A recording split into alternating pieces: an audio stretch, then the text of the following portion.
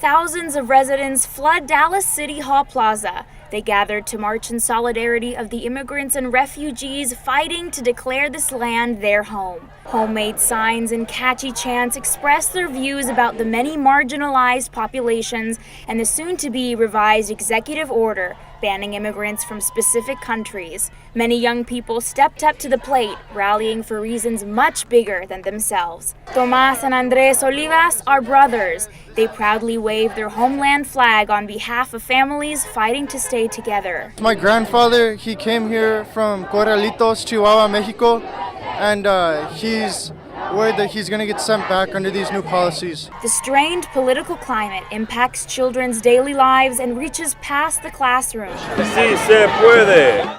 Emily Barksdale, a Dallas Independent School District teacher, interacted with her class to prove an important point after a majority of students chose to protest for a day without immigrants. Just a show of hands, how many people were not actually born in the U.S.? And maybe one or two kids raised their hands. Then I said, how many people's parents were born somewhere else than the U.S.? And all but one or two raised their hands. Hannah Howard, whose youngest daughter is nearly 2, emphasizes a truthful and lighthearted message. I hope my children grow up in a free world, in a peaceful country where there's love and hope and acceptance for everyone. Love everybody. Just spread the love. What comes as a challenge to these Dallas residents today brings a voice to the generation who will one day vote for peace tomorrow. Andrea Czobar, NT Daily News. Donald Trump unveiled his budget cut plan to cut $54 billion from the federal government. Will this cut affect Denton's creative scene? NT Daily's Andrea Czobar has more. The Greater Denton Arts Council is facing an uncertain future. Budget cuts proposed by the Trump administration will likely affect funding for the National Endowment of the Arts, or NEA.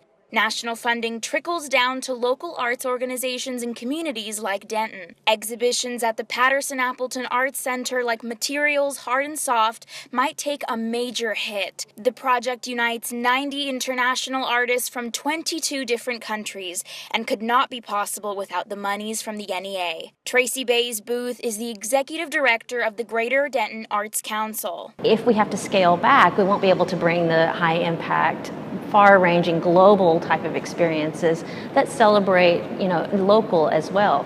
The council receives support from local, state, and national levels, but for the 40 Denton nonprofits, the funding is crucial. Dan Black is one of the Composite of the Soul artists featured in the festival hall.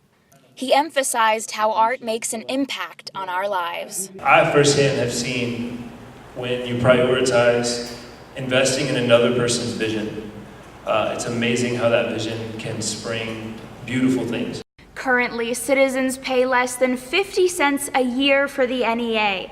But if those budget cuts are approved, that financial commitment will likely increase. Now, that's a pricey gap in funding for residents to fill. Can we afford our spaces anymore? Can we afford our educators on site? These are terrible questions in the arts to have to ask, because we are in this field because we love it and we want to share it with the public. One day, local residents may ask, what would Denton be without its artistry? Andrea Czobar, NT Daily News.